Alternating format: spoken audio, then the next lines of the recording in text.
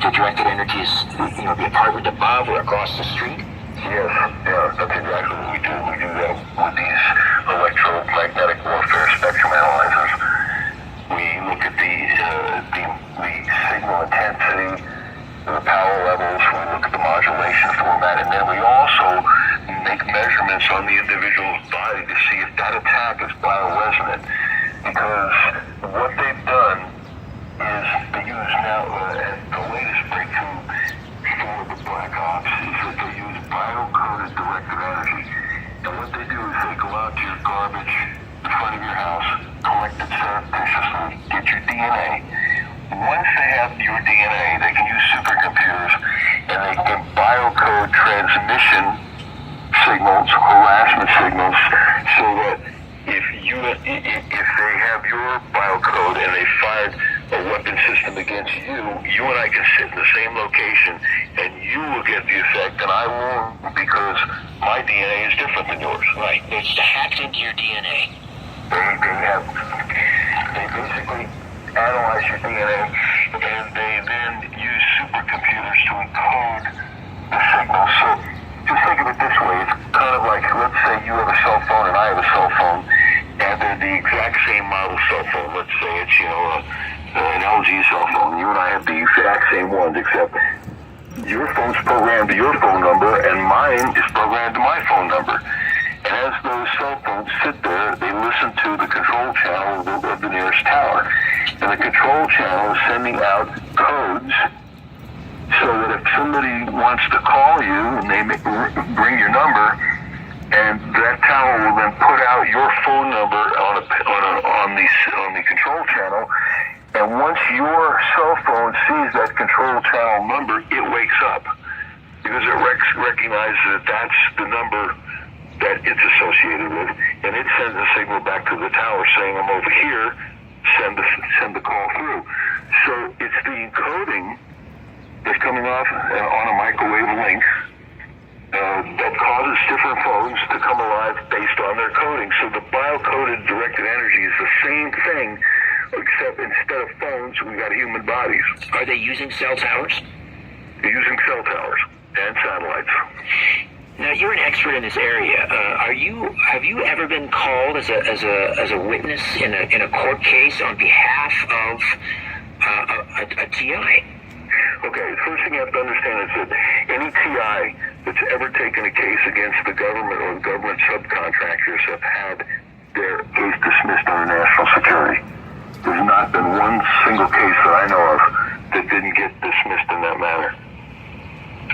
And that was the judge's ruling, this is a matter of national security? Well, what happens is the agency that you're suing, let's say you're suing the CIA, or you're suing the FBI, or just some black ops agency, and or their subcontractors. And they will step in and tell the judge that it's a matter of national security, and they need it dismissed, and they just rubber stamp that, they just dismiss it. No one ever has success suing the government. In some instances, though, is this perhaps not a government, some psyops or black ops agency? Could it be organized crime? Could it be, for example, someone who has come into possession of some of this technology and are simply trying to, maybe they're trying to get even with somebody, an employee, an ex, someone like that? Well, I can only tell you can't go down to Radio Shacks and get this kind of equipment, especially the biocoded system, because that requires supercomputers to do those kind of calculations. So you got to be, in order to be doing this kind of stuff, you need to be top-notch technically. There's only one of you, Roger, and there are, who knows, hundreds of thousands of victims across North America. I've heard that number bandied about in the hundreds of thousands.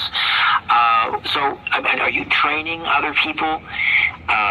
For example, in Canada, I don't know, is there someone who does what you do up here? Because there are a lot of victims up here. Not that I know of. But I can't get my equipment into Canada. They won't let me into Canada. So what can those people do? Basically, what gets you stopped is getting yourself inside a shielding system that's successful to where they just can't attack you anymore, and they just move on to the next person. Will they do that? If they determine that they can't get at you, will they just stop? generally what happens. Sometimes it takes a while, though. You can take up to a year, 18 months in some cases. What about organized stalking? Is there anything that you advise people to do? Are there any countermeasures that they can take if they're being subjected to surveillance or let's say, for example, street theater? Do you deal with that at all? Well, the main thing on that is always carry a camera with you that has the ability to have somewhat of a zoom, because all these perpetrators are told that they should never get their picture taken. So one way to tell whether you actually have a stalker and that kind of problem is just keep your camera handy, keep it around your neck inside your clothing, and then if somebody looks weird, just take your camera out, and if they turn around and run for the exits, then you know you have that kind of problem, because they're instructed to never get your picture taken. And how do you know this? Have you been in communication with whistleblowers, people that used to work for these agencies? No. Most of the information I got technically was from the Russian spies that had spied on our black ops, figured out what was going on. Then when the Soviet Union collapsed, they came across and gave the secrets of the spying, made some of it public, and had Russian information translated to find out these things. Where is this all headed, Roger? If this is an experiment, where are they going with this? Well, you have to remember that the New World Order wants ultimate control. Right now, they have excellent control because, as an example, here in the United States, we're basically all slaves on the corporate plantation USA. Because if you're an average individual and you're making $15 an hour, when you get a Federal Reserve note for your compensation, let's say you work 6 hours, you get about $100 in currency. The Federal Reserve in the United States prints that $100 bill for 15 cents. And yet you honor it as $100 in your labor and your savings. So if you translate that, that means that they paid you 2 cents an hour for the $100 bill that they paid you. You follow me on the numbers? Yes. Okay, so you're really making 2 cents an hour on plantation United States, and you're probably doing something similar in plantation Canada. So we're all really slaves on the Federal Reserve, on the United States corporation, being compensated at 2 cents an hour, because when you accept that piece of paper that's backed by nothing,